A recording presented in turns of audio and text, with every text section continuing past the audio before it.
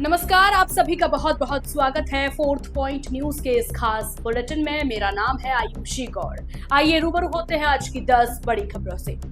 पुणे दुष्कर्म हत्या केस में ऐतिहासिक फैसला। पुणे की अदालत ने 4 साल की मासूम बच्ची के साथ दुष्कर्म और हत्या के दोषी 65 वर्षीय भीमराव कांबले को फांसी की सजा सुनाई। घटना के महज 59 दिनों के भीतर फैसला आने से इसे देश के सबसे तेज न्यायिक मामलों में माना जा रहा है। 1 मई को आरोपी ने बच्ची को खाने का लालच देकर अपने साथ ले जाकर वारदात को अंजाम दिया था।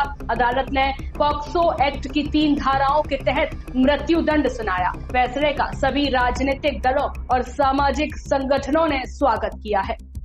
पीएम मोदी का सेशेल्स दौरा। प्रधानमंत्री नरेंद्र मोदी अपने सेशेल्स दौरे के तीसरे और अंतिम दिन राजधानी विक्टोरिया स्थित ऐतिहासिक अरुल मिहू नवशक्ति विनायकर मंदिर में पूजा अर्चना करेंगे। यह सेशेल्स का एकमात्र हिंदू मंदिर है और भारतीय समुदाय की आस्था का प्रमुख केंद्र माना जाता है। प्रधानमंत्री के स्वागत के लिए मंदिर परिसर को विशेष रूप से सजाया गया है। प्रवासी भारतीयों में उनके आगमन को लेकर खासा उत्साह देखने को मिल रहा है। इस दौरे को भारत और सेशेल्स के सांस्कृतिक तथा कूटनीतिक रिश्तों को नई मजबूती देने वाला कदम माना जा रहा है।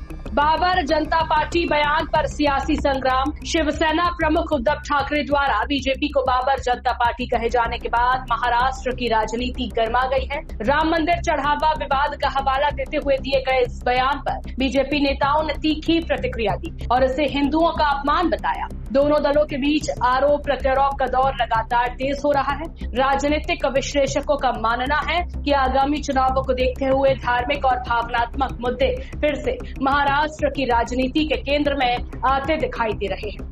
फीफा वर्ल्ड कप 2026 इतिहास का सबसे महंगा फुटबॉल टूर्नामेंट बनने जा रहा है। इस बार पहली बार 48 टीमें हिस्सा लेंगी और कुल प्राइज मनी $871 मिलियन यानी करीब 8,218 करोड़ रुपए होगी। यह राशि पिछले विश्व कप की तुलना में काफी अधिक है। टूर्नामेंट के विस्तार के साथ खिलाड़ियों और टीमों के लिए आर्थिक अवसर भी बढ़ गए हैं। रिकॉर्ड इनामी राशि की घोषणा के बाद दुनिया भर के फुटबॉल प्रशंसकों में इस विश्व कप को लेकर उत्साह और बढ़ गया है। हुसैन दलवाई का बीजेपी पर हमला। कांग्रेस नेता हुसैन दलवाई ने समान नागरिक संहिता पर कहा कि सरकार को पहले पूरा विधेयक सार्वजनिक करना चाहिए ताकि सभी समुदाय अपनी राय दे सके। उन्होंने मुस्लिम महिलाओं के अधिकारों को भी कानून का हिस्सा बनाने की मांग की। राम मंदिर चढ़ावा मामले में उन्होंने निष्पक्ष जांच और पूरे फंड की पड़ताल की मांग उठाई। साथ ही उद्धव ठाकरे के बीजेपी को बाबर से जोड़ने वाले बयान का समर्थन करते हुए कहा कि जनता को पूरे मामले की सच्चाई जानने का अधिकार है। पंजाब सरकार को 1 महीने का अल्टीमेटम। अमृतसर में ज्ञानी कुलदीप सिंह गड़गज ने श्री गुरु ग्रंथ साहिब सत्कार एक्ट में प्रस्तावित संशोधनों पर पंजाब सरकार को 1 महीने का समय दिया है। उन्होंने कहा कि सिख धर्म के आंतरिक मामलों में किसी भी तरह का सरकारी हस्तक्षेप स्वीकार नहीं किया जाएगा। अकाल तख्त साहिब की मर्यादा सर्वोच्च है और विधानसभा को धार्मिक मामलों में बदलाव का अधिकार नहीं है। उन्होंने सरकार से संशोधनों पर पुनर्विचार करने और सिख संगठनों से संवाद करने की अपील की। राम कदम का उद्धव पर पलटवार। बीजेपी विधायक राम कदम ने उद्धव ठाकरे के बयान पर जवाब देते हुए कहा कि जो लोग बीजेपी को बाबर जनता पार्टी कह रहे हैं वह खुद औरंगजेब पार्टी के साथ खड़े हैं। उन्होंने आरोप लगाया कि उद्धव ठाकरे ऐसे दलों के साथ गठबंधन में है जिन्होंने भगवान राम के अस्तित्व पर सवाल उठाए। राम कदम ने कहा कि जनता सब देख रही है और समय आने पर इसका जवाब देगी। इस बयान के बाद महाराष्ट्र की राजनीति में बयानबाजी और तेज हो गई है।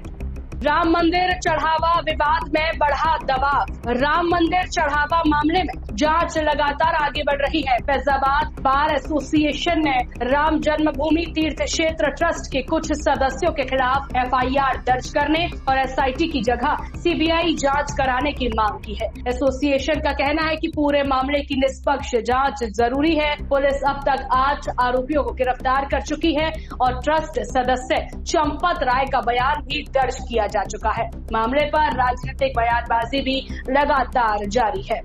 मनन मिश्रा का विपक्ष पर हमला। राज्यसभा सांसद मनन कुमार मिश्रा ने कहा कि विपक्ष चुनाव के समय ही भगवान राम का नाम लेता है। उन्होंने कहा कि यूसीसी को देश के अधिक राज्यों में लागू करने की तैयारी चल रही है। राम मंदिर चढ़ावा मामले में उन्होंने निष्पक्ष जांच का समर्थन किया, जबकि राहुल गांधी पर तंज कसते हुए कहा कि वे अक्सर देश से बाहर रहते हैं। साथ ही उन्होंने राबड़ी देवी के सरकारी आवास विवाद पर भी अपनी प्रतिक्रिया देते हुए कानून के पालन की बात कही। संसद के मानसून सत्र की तैयारियां तेज। संसद के आगामी मानसून सत्र को लेकर केंद्र सरकार ने तैयारियां तेज कर दी हैं। सरकार कई महत्वपूर्ण विधेयकों और नीतिगत फैसलों को सदन में पेश करने की रणनीति बना रही है। विपक्ष भी महंगाई, बेरोजगारी, कानून व्यवस्था और विभिन्न राज्यों से जुड़े मुद्दों पर सरकार को घेरने की तैयारी में है। माना जा रहा है कि यह सत्र राजनीतिक रूप से काफी अहम रहने वाला है, जहां सत्ता पक्ष और विपक्ष के बीच कई बड़े मुद्दे पर तीखी बहस देखने को मिल सकती है।